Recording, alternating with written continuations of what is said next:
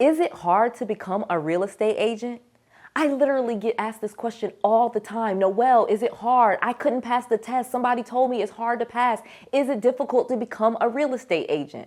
Well, in this video, I'm going to break down how you can become a real estate agent, how to do it without stress, and how you can do it in multiple states. Let's go. Noelle. Yeah, she can fix that. If you gotta get it done, no, you need to do it better. Well, she can fix that. Yeah, she can fix that. Investment to get back, trying to get a big stack. She can fix that. Let's fix that.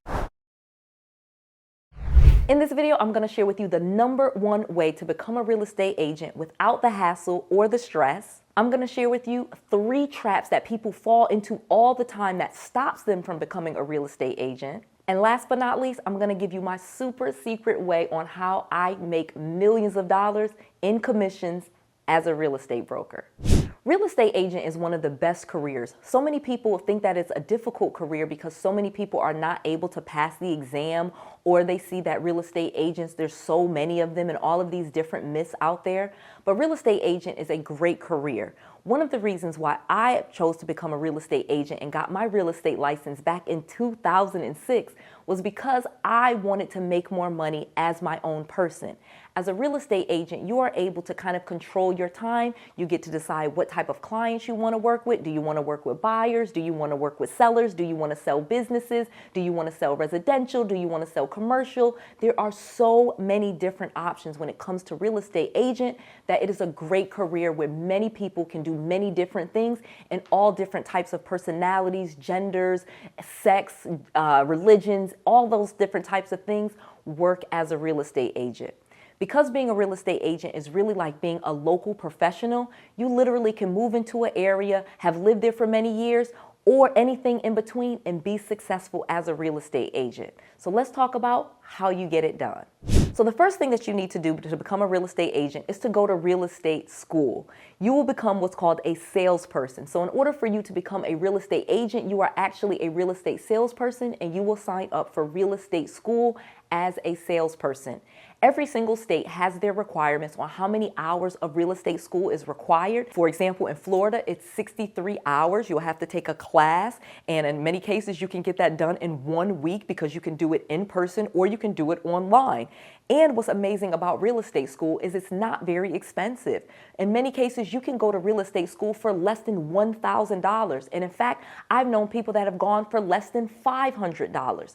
It is an amazing career with a low barrier to entry. So many people will become a real estate agent, but unfortunately, many people don't stay a real estate agent. But I'm going to share with you how you can, because it is not difficult and it does not have to be stressful. So I recommend going to real estate school online. I know so many people say that I can't learn online. I need to be in a classroom. Now, again, you have classroom or you have online. But if you want to do this without a lot of stress and you want to do it on your own time frame, I suggest going online. This way you can reread things over and over. You can watch the video 2 or 3 times. You can take notes, and you literally can go at your own pace. This way you will still finish real estate school, and you can set some deadlines for yourself, but you don't have to go to class and be there at a certain time, or if you miss class, you're all stressed out. You literally get to kind of do it at your own pace, so it's a lot less stress. I've been able to get my real estate license in 3 different states, actually in 4 different states, and I've only gone to real estate in person, in a classroom 1 time. That was the first time. The rest of the time, I was able to go online, do it at my own pace, feel as stupid as I wanted to, and when I didn't pass the quizzes, do them again and again at my own pace and without the stress. So I strongly recommend going online. 1, because you have the ability to do it when you want to, but 2, you don't have the stress of other people there and watching what they're doing. You can do it at your own pace without any other judgment. And 3, it's a lot cheaper. Literally, the online classes usually cost less than the in-person classroom classes. And when you go online, you still do have access to an in-person instructor. They almost always have a chat box, or they have a resource or support box where you can actually reach out to a human. So in fact, you get the best of both worlds by going online, because you can actually still talk to a human if you need to. Once you've gone to real estate school, you're going to have to pass the exam for real estate school. The exam for real estate school is not very difficult. It really will just be a summary of everything in the class.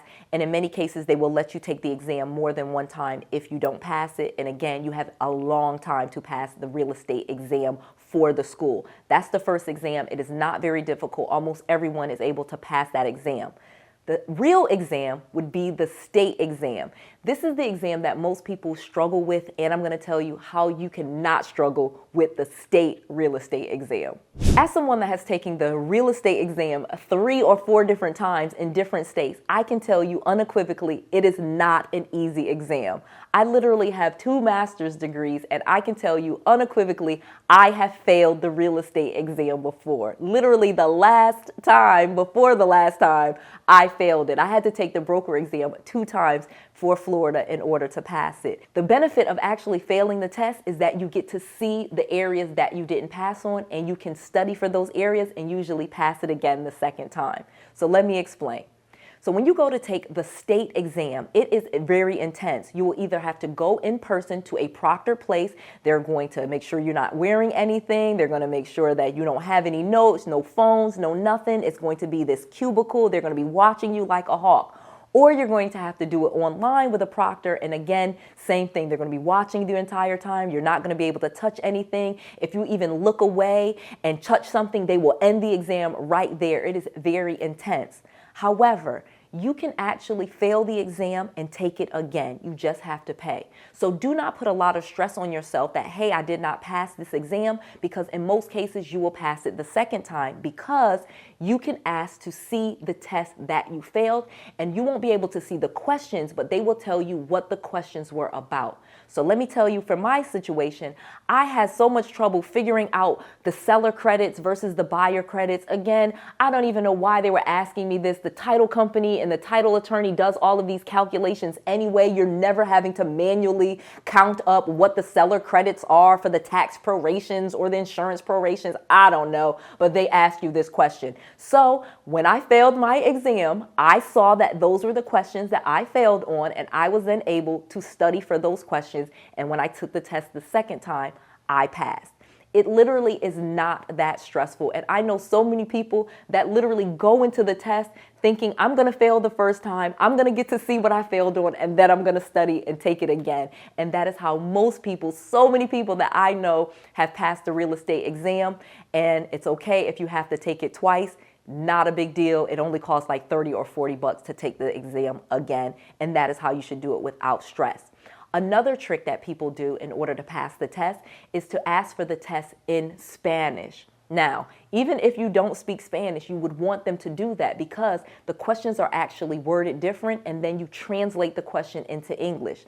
So in many cases, if you are an English-speaking person, they will ask the questions in very weird ways, like you've taken exams before, and they sometimes ask a question and you're not really sure. But when they are speaking to someone in a different language, they have to ask the question very specifically and very clear. So it's no tricks with the words. It's a very direct question. So a lot of English-speaking people will ask for the question in Spanish and then translate every single question to English, because the question is going to be very straightforward. This is a trick that people use. I've seen it work so many times, and I strongly suggest, if you are nervous about taking tests, ask for that and then translate all the questions, because again, very straightforward. Now that you have passed the exam, the easy thing to do is to get signed up with a broker and start finding clients to sell a home. This is where it gets a little bit tricky for people, because this is where a lot of the fees come in. In order to actually become a real estate agent where you can get lots of commissions. Now again, if you sell a $300,000 house, for example, with a 3% commission, that's $9,000 minus your broker's portion. So you may sell a $300,000 house and end up with about $7,200 in your pocket after paying your broker if you are on an 80-20 split. So this is an amazing thing to do, and you will recoup your investment if you sell just one house. However, you will have to make these investments before you can actually receive a commission. You're going to have to get signed up with your local real estate board. That's going to cost a fee, usually around $1,000 per year, depending on what state you're in and which board. In some cases, it's nearly $3,000 in certain states like New York and California. But the prices of houses are higher in those areas. So again, instead of selling a $300,000 house, most likely you're going to sell a $500,000 house and your commission is going to be much higher. So just think of it, it's all relative and it's an investment in that. The next thing that you're going to have to do after getting signed up with the local real estate board is get signed up with a broker. So many cases you will find the broker first because they will tell you which real estate board they are with, and that is the board that you will sign up with. So for example, I'm a real estate broker in Florida. My company is called New Realty. That's NUUREALTY, New Realty. And I am with the Orlando Real Estate Board, okay? It stands for OR, which is like Orlando Real Estate something association. I forgot, it's 2 R's. I don't know what the second R is for. Forgive me. But either way, so when someone signs up with my brokerage, for example, they then have to go to the ORA board and association because that is the board in the association that I am signed up with. As a real estate agent, you are not actually the person that can receive commission. You must be signed up with a broker in order to receive commissions. And the commissions when you sell a home are actually your brokers, and then your broker gives you a cut. So an example that I said where you sold a $300,000 house, you got $9,000. That $9,000 actually goes to your broker, and then your broker has a cut with you. Sometimes the broker cuts are 80-20, sometimes it's 70-30, sometimes it's 60-40. I've even seen broker cuts where the broker gets 55% and the agent gets 45%. Depends on how much training and access to different training and mentorship that they give you. That usually lowers the amount of commission that you receive. Now, in the beginning, you might take a lower commission so that you can learn more. And then as you learn and you sell more houses, you may even go up in commissions with that broker, or you will go to a different broker that offers higher commissions. I strongly suggest you get as much education as possible when you first get started, because this is how you will sell the most houses. The smarter you are, the more you know, the more access you have to clients, the more money you will make, and that will make it easy for you to be a real estate agent, not hard. I have my book, Real Estate Millionaire Secrets, that is about to go out of print, but you can get it for free. You just covered the shipping. Go to 𝗏𝗡𝗡𝗋𝗡𝗏𝗏.com right now and get this book, Real Estate Millionaire Secrets, that shares all of my secrets on not just being a real estate agent, but how you can start working with investors and have your own rental properties and be a very wealthy real estate agent. I am a strong proponent that you want to be an investor and a real estate agent and maximize everything that you can in real estate. Go get this book at 𝗏𝗡𝗡𝗋𝗡𝗏𝗏book.com right now because it is almost sold out, but we will ship it to you immediately when you cover the shipping. That's 𝗏𝗏𝗡𝗡𝗋𝗡𝗏book.com. Noelle, N-O-E-L-L-E with an S, free, F-R-E-E, book, B-O-O-K.com. 𝗏𝗏𝗡𝗡𝗋𝗡𝗏book.com. Get your copy today. They are almost sold out, but I want you to get your copy right now because I want you to have all of the resources, all of the tools, and all of the knowledge that you need to be successful. This is Noelle. To your success.